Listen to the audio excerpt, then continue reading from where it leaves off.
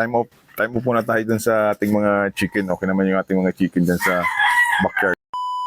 Hello mga boys, good morning. It's a beautiful Monday morning, no? Maganda yung weather natin today. Hindi masyadong mainit. Tayo itong mga seeds. So gagawin natin ngayon, subukan natin itong itanim. So meron tayo ng okra.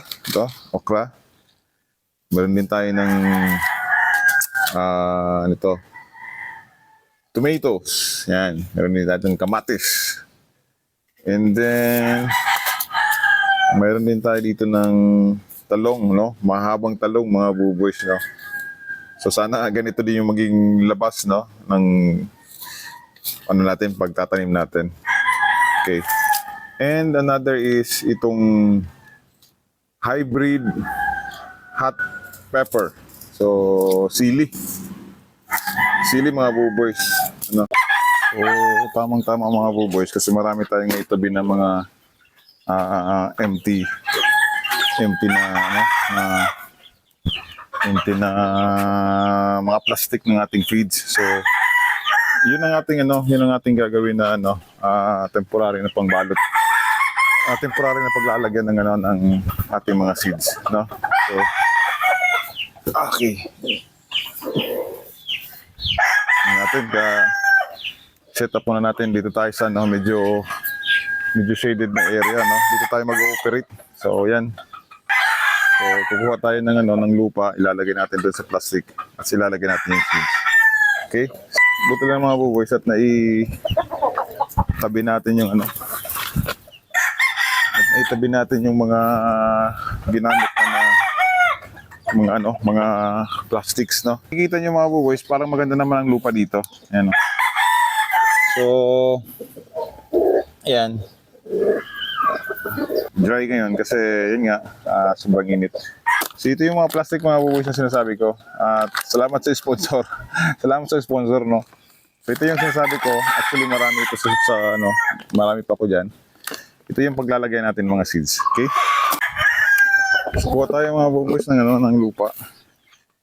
Ito pala, may abono pala ako dito pwedeng gamitin pang-abono din. So ito yung ating breeding pen. Battery cage sa ilalim. Maganda din itong lupa na to. So imimix natin dun sa ating kukunin na lupa, no? So tingin ko ideal din ito kasi manure, parang manure din ito. Okay. Yan. So ilagay natin. Hindi tayo nakapag ready ng gloves, no?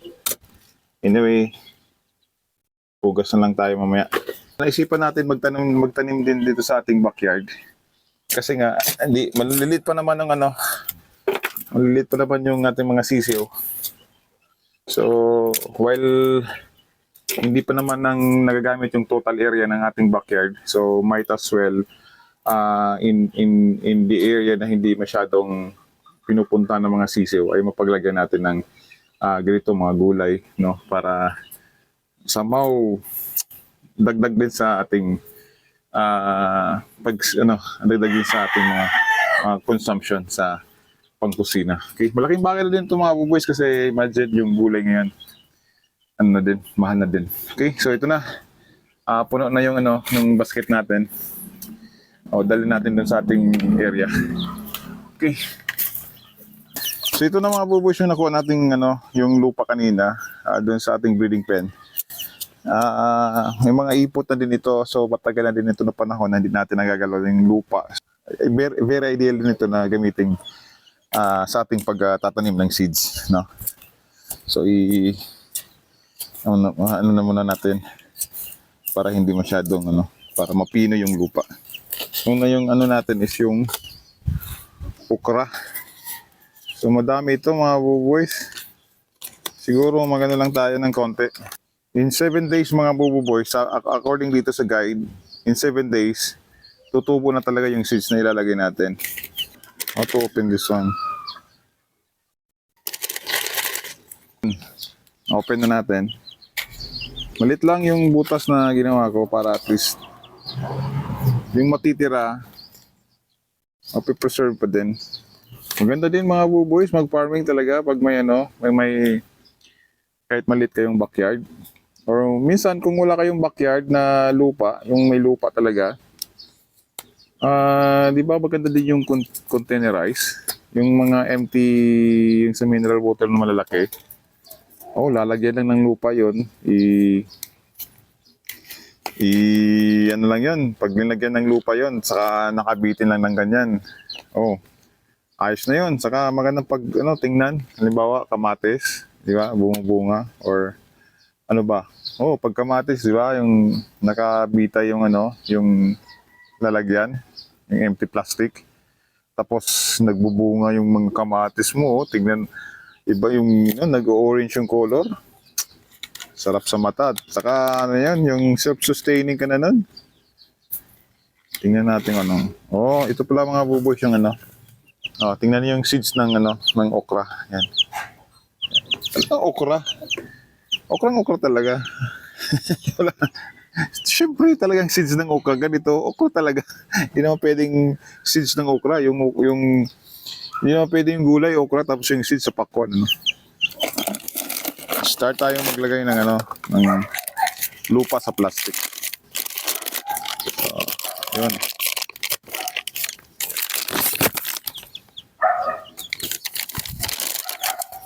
Ito yung plastic. Sana yung ko. Bubutasan lang natin ng konti. Ito kasi plastic. Wala ito. Ano pa ito? In good quality pa siya, no? Dito lang yung itong ating plastic mga buboys, in good quality pa ito, no? Hindi pa ito na nasira. Ito lang yung pinaka opening niya na tinanggal talaga natin all the way. Pero since nalalagyan natin siya ng lupa, and then eventually didiligan siya, so kailangan may butas siya sa ilalim. Otherwise magkaklag or hindi madidrain yung tubig, so may tendency baka masira yung ating seeds.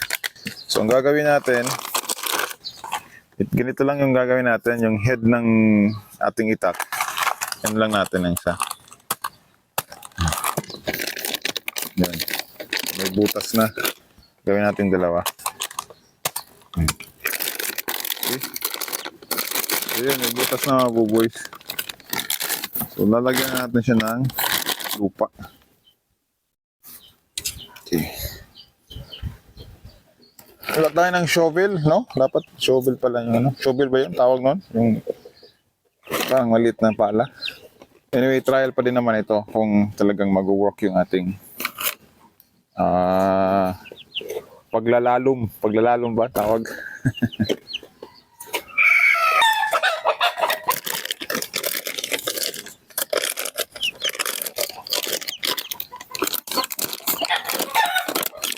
Ayaw tumalis na sisiyo.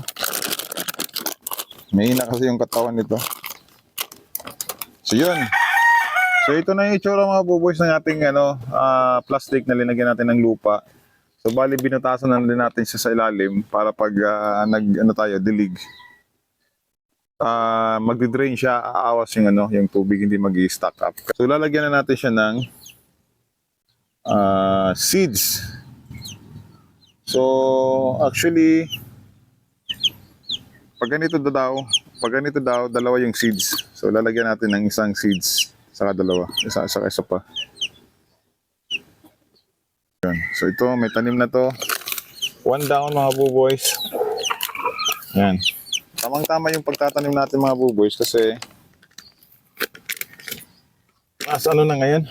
Parang coming na yung rainy season. So at least na hindi ganun kainit yung weather. The rest is another variety ng gulay. Okay? Kamatis siguro. Or talong, mas maganda yung talong. Di ba? Yung talong, yung inaano sa suka. Ayun ako. Sarap nun. Yung sa suka, yung talong. Parang mahina yung katawan ng sisiw na to. Kaya nagpapa-baby. Nagpapa-baby yung ating sisiw. Yan, mga buboys, meron na tayong 5. Kuha ulit tayo ng for another 5 more ng lupa.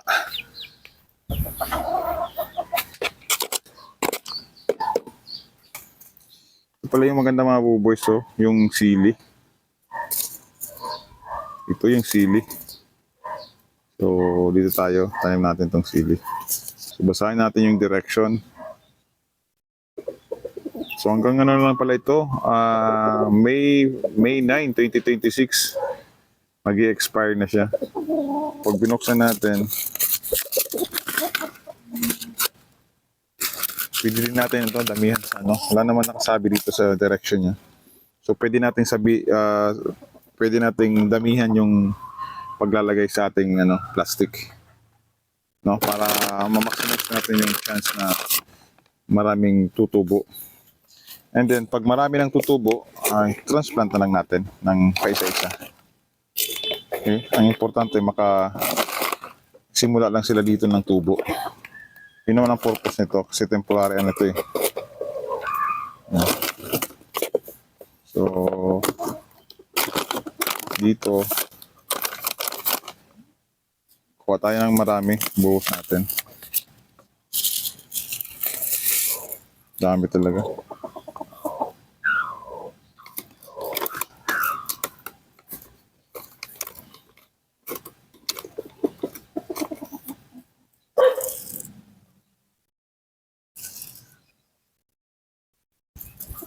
Maraming seeds yung sili. Tsaka ang liliit nila.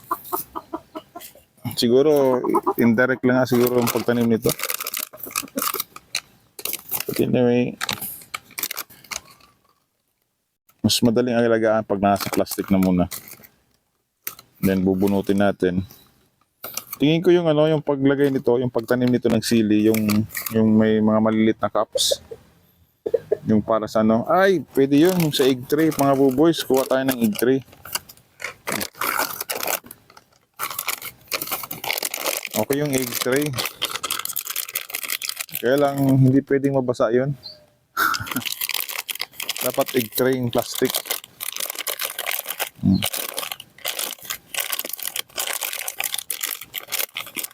Ito sili to. So ganito na lang yung gagawin natin mga buboys. Dito na lang natin ilalagay yung sili. Ibubuhos na lang natin dito yung sili. No? Then after, pag nagtubo na sila, saka natin lilipat one by one. Sa permanent nilang lalagyan sa lupa. Okay? Kasi sayang naman ito. Nabuksan na natin kasi. So, buhos na lang natin itong mga buboys. Kaniko seeds.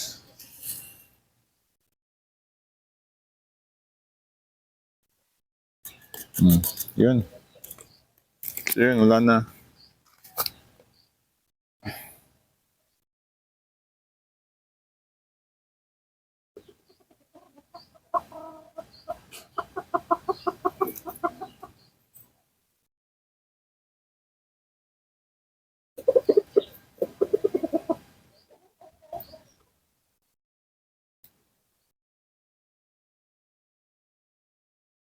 According to the guide ng pagtatanim, it will take us only 7 days para makita na tumutubo na sila. So babalikan natin sila mga boys after 7 days. And then after 7 days, pag nakita natin tumutubo na talaga sila ng maayos, and then that's the time that we will transfer it to the permanent planting area. So hahanap tayo mga boys ng pinaka-ideal dito sa ating backyard ng paglalagyan sa kanilang ng permanente na pagta-transfer sa kanila dito, no? Nito, okay? So, 7 days. So, probably after 7 days, it will take us another long days or month. Baka 1 month, may produkto na siya. Okay? Hindi mo nakalagay dito kung kailan talaga yung expected na magiging na siya, productive na siya, bubunga na siya at lahat. So, meanwhile, yun na muna mga boys at salamat at sinamahan niyo ako sa ating pagtatanim, ano. Medyo ni-rest muna natin yung ating backyard chicken and na-shift muna tayo dito sa ating pagtatanim. Pinaglaanan muna natin ng oras kasi nga it's about time na kasi gumaganda na yung panahon. It's rainy season mga boys. Ito na. And moral lesson na naman sa ating ganito ang ginagawa na well, it's really better na to trash yung mga bagay na alam natin in the near future baka pwede paggamitan. So ito nga yung ating mga plastics na pinaglagyan ng ating mga feeds na recycle natin at nagawa pa rin natin